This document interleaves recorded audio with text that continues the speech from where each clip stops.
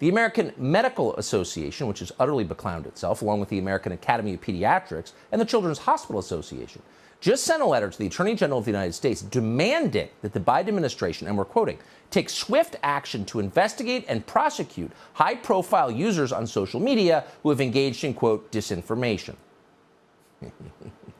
You hate to always invoke the German government of 80 years ago, but what else is that? That's totalitarian. They're saying if you disagree with what we're doing, people with guns should come and take you away. Now, you'd think someone in the media would point out, wow, we can't have that in the United States where people are free to believe what they want and to talk about it in public and to ask questions. In fact, they should be encouraged to. But the media don't say anything like that. They're joining with the Children's Hospital Association, the AMA, to call for more censorship at gunpoint. Watch.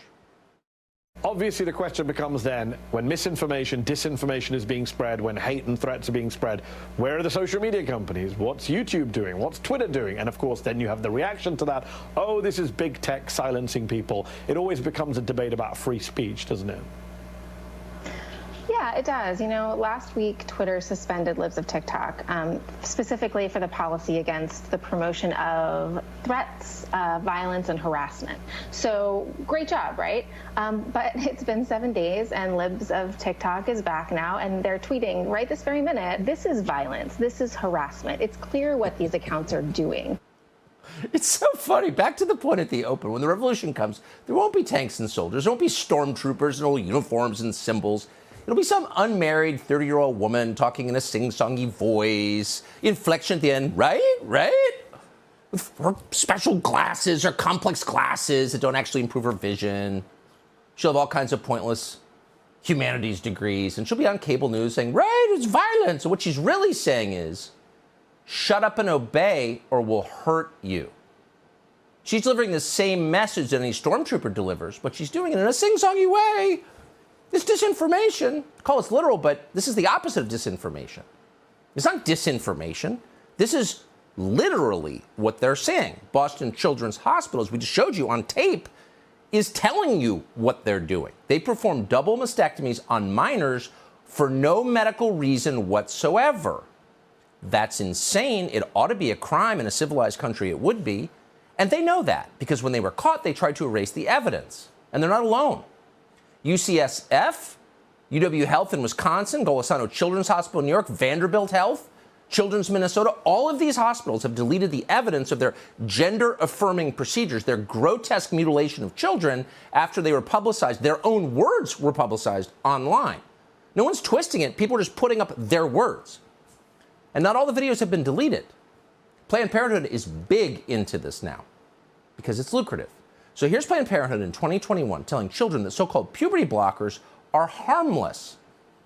Right, that's a lie. And by the way, there's no such thing as a puberty blocker.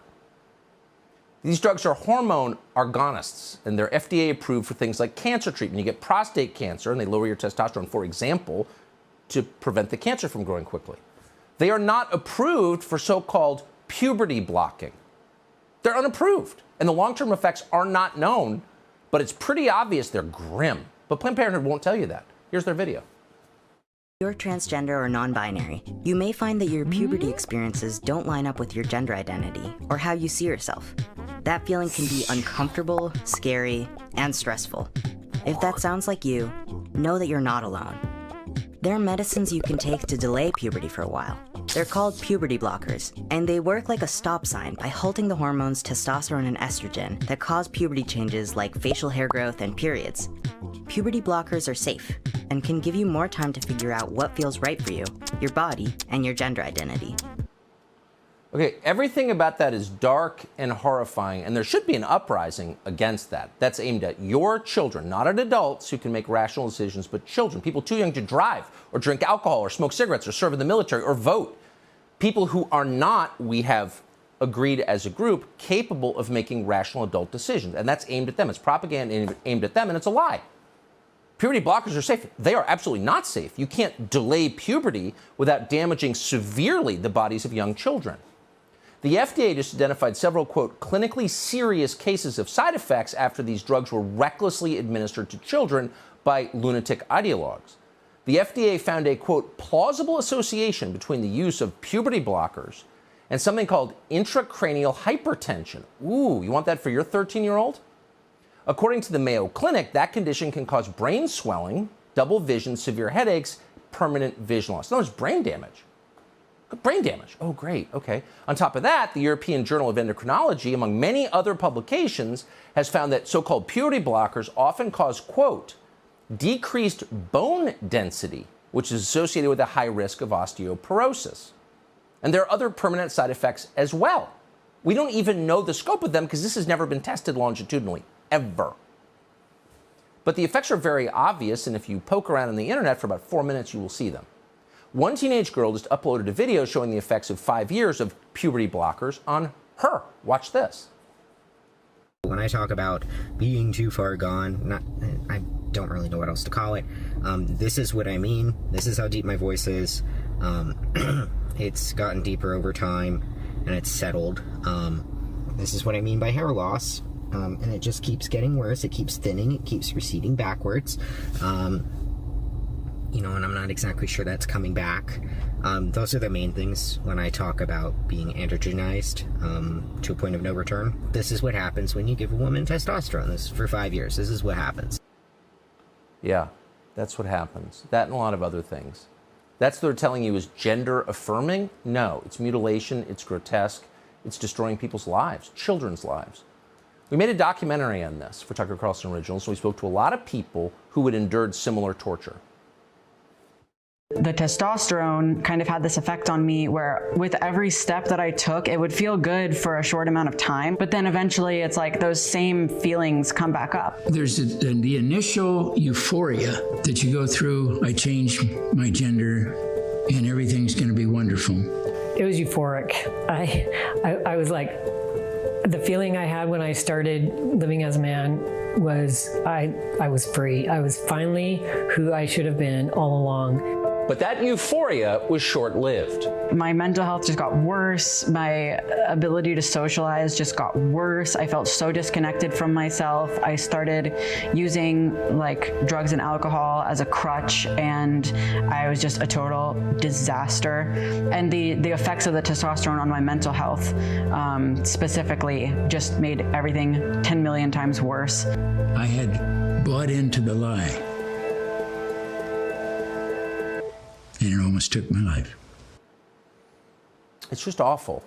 And every person who's participating in this, in their moments of clarity, knows that 10 years from now, there will be thousands of vocal victims of this moment of true craziness and hysteria that has gripped our country. People's lives are being destroyed right before us. Most adults are too cowardly to say a word about it. And the Democratic Party is actively doing all it can to promote this, to protect hospitals that are mutilating and destroying the lives of children. In the state of California, always a bellwether, a legislator called Scott Wiener has just sponsored legislation to make California a so-called sanctuary state for kids who want to mutilate their own bodies, to castrate themselves. Scott Wiener, really? Is he a good father? Would you trust this guy within 500 yards of a child? Probably not. Gavin Newsom just signed the bill, of course. So what's the point here? It's certainly not to protect children. It's not protecting them. Any parent will tell you, if you want to protect children, you tell them to take a deep breath and reach adulthood and then make rational decisions about how to live their lives. You would definitely not let them make a decision, an irreversible decision like this, for themselves. You're their parent. That's the whole point. But the Democratic Party doesn't like parents. The Democratic Party is replacing parents with itself. We're in charge now. It's the most recognizable possible move for any totalitarian movement. Break up the family, replace parents with politicians. The state is in charge. The party is in charge.